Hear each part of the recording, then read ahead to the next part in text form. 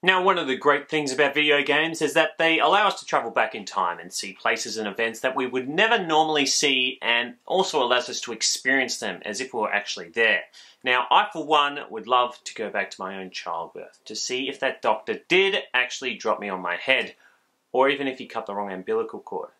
But they haven't made a game about that just yet, so I'm going to stick with the Assassin's Creed series and go back to the American Revolution in Assassin's Creed 3.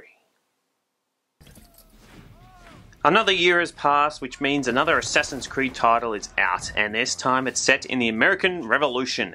Now, over the years, these third-person open-world adventures have become bigger and offered more options than you can shake a stick at. So, with this 5th installment of the series, have Ubisoft ended the Desmond story on a high, or have they fallen from grace? Let's check it out.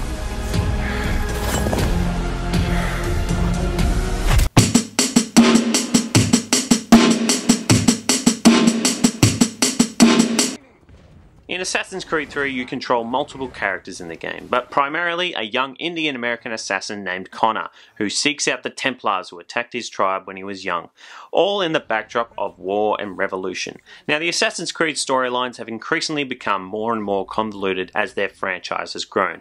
What starts out with an interesting twist soon becomes relatively messy, and it's hard to really feel anything for the characters in the story, as they're either too bland or not appropriately fleshed out.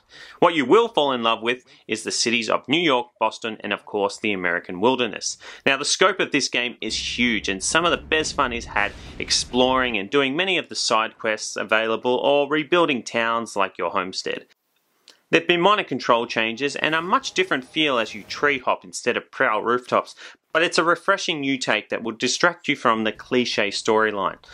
Oh, and the scenes with Desmond are much better this time round, with some great missions that take place in our modern cities. Not because you're mad as a March hare, son.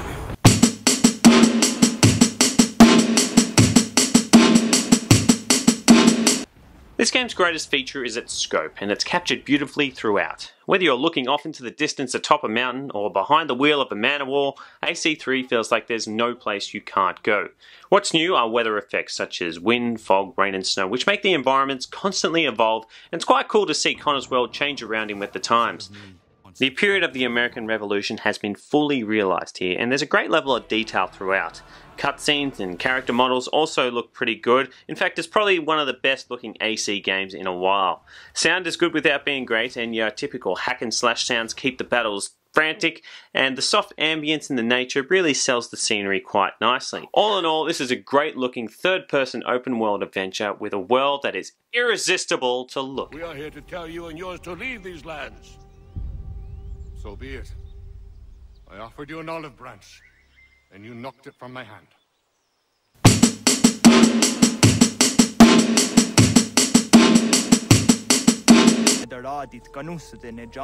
It's hard not to enjoy the Assassin's Creed gameplay, especially when your character can do anything from free running across buildings, climbing cliffs, and slaughtering dozens of enemies. In Assassin's Creed 3 it is no different. The list of options are incredible. I mean, you can play checkers with strangers, hunt animals and sell them at shops for money, commandeer ships, hell, you can even just feed pigs for no reason at all. Now, the main missions are still based around killing certain high-ranking Templar leaders, but each mission is different to the next as you tail suspects and then captain armies in battle. When not on a mission, you can build up your homestead or play a side quest, and each aspect is handled well. For instance, you'll never be overwhelmed with money as you're constantly looking for different ways to earn some coins so you get those much-needed upgrades. Combat is a little refined, but still enjoyable. It can be frustrating as you try and counter and chain kill multiple enemies at a time, but there's more of a focus on stealth gameplay here, so it's not always an issue. Multiplayer, of which I love so much, is back, and it is as good as ever with multiple match modes and maps. AC3 is a game with a ton of options, things to do, which will keep you busy for a long time. Redcoats, what are they doing here? This way, Connor! Now, a lot of people have told me that they were pretty disappointed with this Assassin's Creed, and I'm not too sure why. Like, sure, the introduction is, way too long.